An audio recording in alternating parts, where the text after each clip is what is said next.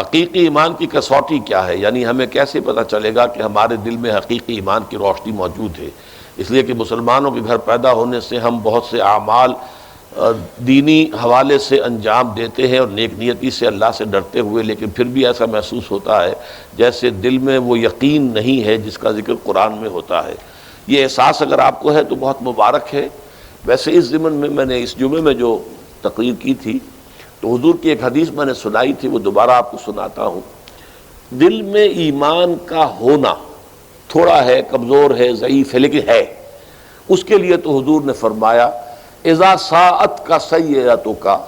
وسرت کا حسنتو کا فانت مومن۔ جب تمہیں کوئی برا کام کر کے پھر رنج ہو کہ یہ میں کیا کر بیٹھا، مجھے نہیں کرنا چاہیے تھا، غلط کام میں نے کیا ہے، اور کوئی نیکی کا کام کرے تو خوشی ہو کہ اللہ نے توفیق دی، یہ کام اللہ نے مجھے کرنے کی ہمت دے دی، خوشی ہو، تو تمہارے اندر ایمان ہے۔ دوسری حدیث ذاق طعم الایمان من رضی باللہ ربا وبمحمد رسولا وبالاسلام دینا۔ دل میں اگر یہ اطمینان، دل ٹھک گیا اس بات پر کہ اللہ میرا رب ہے، محمد رسول ہے صلی اللہ علیہ وسلم،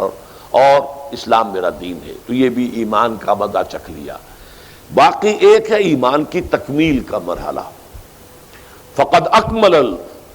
ایمان جو ہے وہ یہ ہے کہ ایک انسان جو ہے اگر کسی کو کچھ دے، کسی سے کچھ روکے، کسی سے محبت کرے، من احب للہ وابغض للہ واعطى للہ ومنع للہ فقد استکمل الایمان۔ جس شخص کے تمام اعمال کا محرک جو ہے وہ اللہ تعالیٰ کی محبت کا جذبہ ہو، کسی کو کچھ دیا ہے تو اللہ کی محبت کی وجہ سے دیا ہے، کسی سے کوئی شے روکی ہے تو اللہ تعالیٰ کی محبت کی وجہ سے، اس کے حکم کی وجہ سے روکی ہے، کسی سے محبت کی ہے تو اللہ کی محبت کی وجہ سے کی ہے،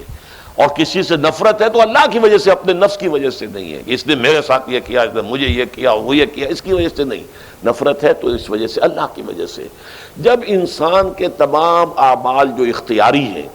ان کا مرکز و محور ذات باری تعالیٰ بن جائے،